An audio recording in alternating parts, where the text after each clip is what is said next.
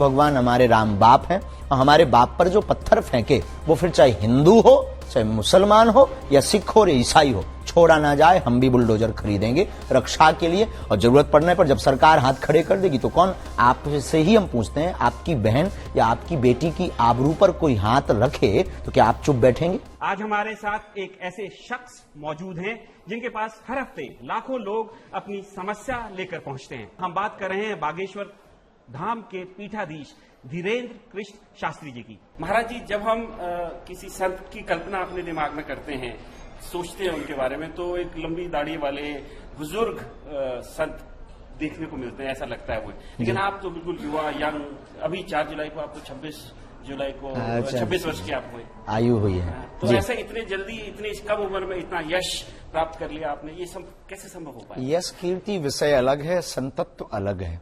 हम कोई संत नहीं हैं, न कोई महंत हैं, न कोई भगवान है। हम एक साधारण मानव हैं और अपने गुरु के शिष्य हैं।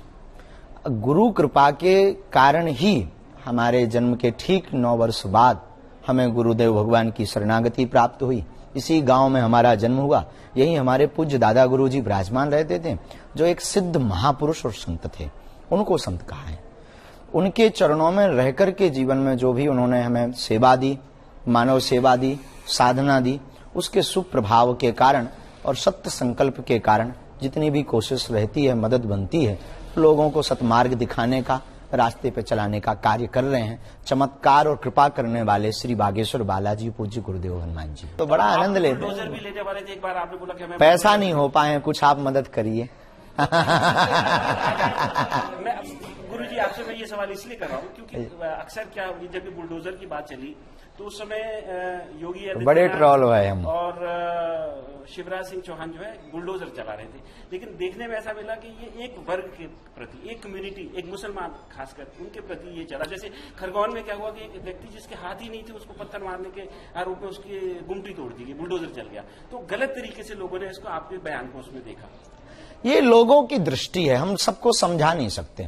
हमने कभी किसी विशेष धर्म या विशेष समुदाय के ऊपर आरोप लगाने की बात नहीं की, हमने मानवता की बात की। हमने सिर्फ इतना कहा था कि भगवान हमारे राम बाप हैं और हमारे बाप पर जो पत्थर फेंके वो फिर चाहे हिंदू हो, चाहे मुसलमान हो या सिख हो या ईसाई हो, छोड़ा ना जाए। हम भी बुलडोजर खरीदेंगे रक्षा के लिए और जरूरत पड़ने पर जब सरकार हाथ खड़े कर देगी तो कौन, आपसे ही हम पूछते हैं, आपकी बहन या आपकी बेटी की आबरू पर कोई हाथ रखे तो क्या आप चुप बैठेंगे? आपका क्या जवाब है? नहीं बैठेंगे। बस वही हमारा जवाब है।